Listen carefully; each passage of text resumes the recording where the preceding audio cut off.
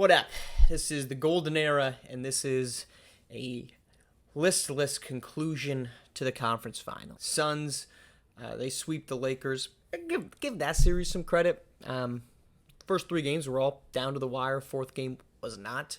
5 game set for Orlando and Indiana. Also thought that was going to come down to a little bit more of the wire, but despite it being a Pacers win mixed in there, at no point did it really feel like it. If we look back at some of the past conference finals, you go to 33, equally kind of lame, kind of tame. Warriors swept the Suns. Magic beat the Nets in 5.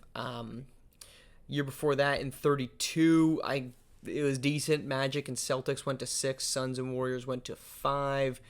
Year before that, it was a pair of 5 gamers, and then back to 2030 it was 6, and in the Western Conference with the Thunder beating the Warriors and then a sweep in Cleveland and Toronto. So just over the last now 5 years, we've had 5 kind of stinkers of conference finals, which is pretty disappointing considering we've had really great conference semifinals, but we've just been kind of deprived of anything of note when it comes to the conference finals.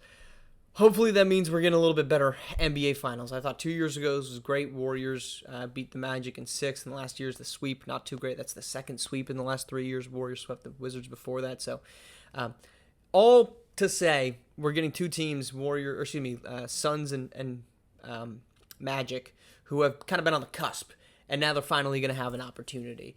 Real quick, just on the two teams that got defeated. The Lakers, I thought they played really well. I think Cameron Mercer is a star. He's kind of been, the Lakers have been getting flayed a little bit because of the fact that they took Cameron Mercer over Javon Stokes 3 years ago with the number 1 overall pick. Mercer ends up being Rookie of the Year, but obviously Stokes this season has an incredible season. But look, he was awesome. He was awesome against the Suns. Outside of a bit of a dud in Game 3, where he still had a double-double, 11 points, 13 rebounds, he averaged, if you take those games away, 29 points, 16 rebounds. He had a 32-point, 26 rebound Game 2. He was fantastic. So I think the Lakers have to feel pretty decent about Mercer and Kareem Robinson moving forward. What do you get out of D'Angelo Ion, I think, is the big question. I don't think it's panic move to trade him right now, but I do think maybe you have to kind of look at maybe refiguring a little bit of this rotation. Can you have a non-shooter at the 5 when you've got Mercer, who's a non-shooter, and Ion, who's a non-shooter? Neither of those guys can stretch the floor. It's why they went out and got Ian Bledsoe at the trade deadline, gave up a first-round pick to do it. That's about the only move that I think you can consider making, but the timeline isn't super close. I mean, you kind of have to make a move sooner rather than later for the Lakers because Robinson is I think 28, 29 years old. So you've got to make a move, at least a directional piece. The only way that you can go, I think, is Ion. I'd be curious, though, do you start by saying, let's move Ion, or do you start by saying, let's add a stretch 5? Let's go out and see, could we get, let's say, a Mario Zoric from Milwaukee, who's a really good stretch 5 for the Bucks? A guy like that, could you add him in as opposed to saying, well, let's tear down this 26-year-old former All-Star that we've got who was fantastic at other parts of his career? I think you go with the former first, not the latter. But the big lesson, Mercer was great. You win a couple of those early games, those competitive ones, and I think this series goes a completely different direction. The Pacers, I mean, their defense was just atrocious. We talked about that in the last one when we were following up after Game 3. Guards were terrible. CJ McCoy offensively was great, but Nico Harrington allowed a team-high 21.6 points against when he was the primary defender. Jace Redding allowed 19.6, and CJ McCoy was 17 points. If that's going to be your defense, your top 3 defenders, at least like guard and wing, you're not going to win many games. And obviously the Pacers go down in 5 to a team that just was built to kind of defend them and built to kind of be able to score against them. So what do you do with Indiana? They've got a lot of decisions to make. Indiana's headed into an offseason where it's not easy. This season, they were $40 million into the luxury tax. They're already $7 million into next season's luxury tax. That's going to go up. I would expect them to probably be maybe level with the luxury tax. But right now, that's going to be a big question mark because Caden Dickerson, who averaged 27 minutes, shot 44% from deep this season, he's an unrestricted free agent. He's 28, I think, 29. Patrick Williams is on the other side of 30. Actually, Dickerson's 30. So Patrick Williams is on the other side of 30. He averaged 21 minutes, shot 41.8% from deep. Those guys were two pivotal pieces for this group off the bench. They only have one player, though, that's under contract beyond next season. That's second-year pro center Michael Brooks. McCoy's going to be due a raise. Jace Redding is 29. Ibrahim Mobley, who again struggled in the playoffs, is 31. Nico Harrington is 29. Starting center Corey Wilson's 28. This team's window is right now. And so they've got a huge decision to make. Do you go into the offseason? Do you decide to, do you pursue Caden Dickerson? Do you try to do something else? They've been trying to trade off of Patrick Williams for years. That never ended up happening. It's not an easy situation, but I think they have to find a way to get defense, and Dickerson's a decent defender. So do you sacrifice some of this depth that was great for Indiana in exchange for trying to add maybe a pivotal defensive piece in that rotation? That's going to be a lot of big question marks. Enough of the old, though. Let's preview what's to come. All right, NBA Finals. Orlando Magic, Phoenix Suns. The Magic back for a third straight season. The Suns finally getting in after losing in the last two conference finals to Golden State. This is a big one. There's some huge legacy question marks on the line. You've got Jalen Green, Trey Hunter, and Jason Tatum, each of whom are now in their third straight, obviously, NBA Finals. You've got Cade Cunningham making his third. Each of them is desperate for that final ring. So the legacy rank is, if somebody's walking out of here with 3 NBA Finals losses to their resume, that's not good. It's not great, Bob. And who gets that ring is going to change a lot, because if Trey Hunter gets it, Trey Hunter's an MVP, 7-time All-NBA, 9-time All-Star.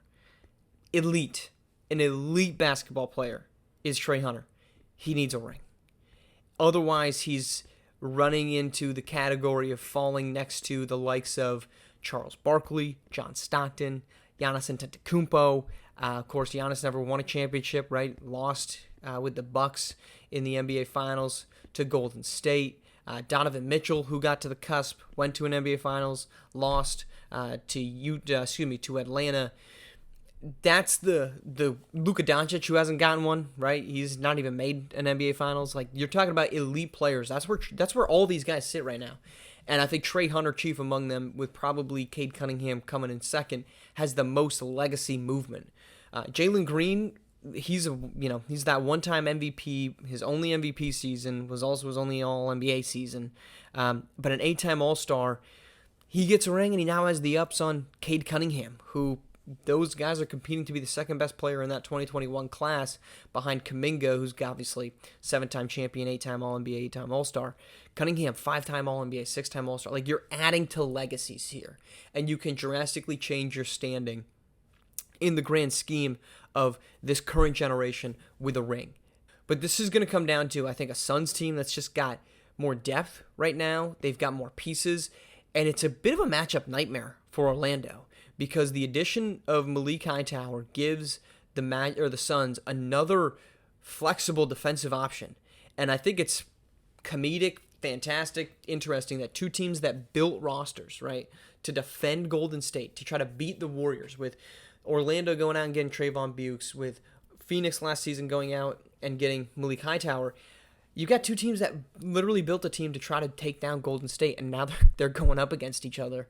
And I think the matchups are maybe favoring to Phoenix, because Phoenix can put Cade Cunningham, like they did so many times against Javon Roll, put Cade Cunningham on Trey Hunter. They can put Malik Hightower on Jalen Green. Jacoby Cleaves could defend either one of them.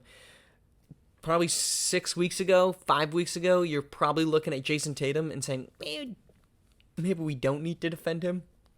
Now you do, but you could still slap any one of those 3 guys against it. So it's an interesting matchup, how they're gonna decide to go up against one another. Trayvon Bukes is more of a paint-bound 4 than a wing 4 like Tatum is, but you're probably asking Jason Tatum to take on Jacoby Cleaves. Tatum, who's 35, 36, against Jacoby Cleaves, who I think is 22, 23 years old.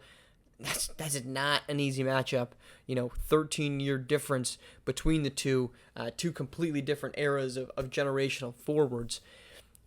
That, to me, is what's going to obviously decide it, right? The star play. It's the easiest cop-out answer, but I think if you're going to get Good performance defensively out of Cade Cunningham. I think the Suns have a nice pathway to this thing. They've proven that they can, right? They didn't silence Kareem Robinson, the Thunder, but they did lock down Tyrese Alston, who had a terrible conference semifinal. So the Suns have been red hot. This feels like the last opportunity for Orlando.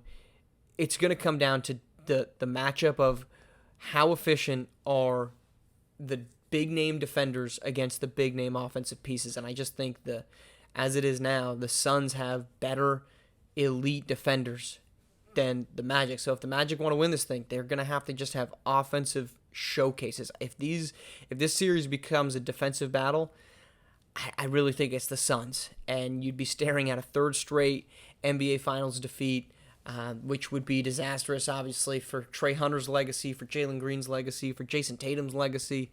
I mean, this has been 5 years in the making. Probably more than that, I think maybe 6 or 7, actually, between Orlando going out and acquiring Jason Tatum.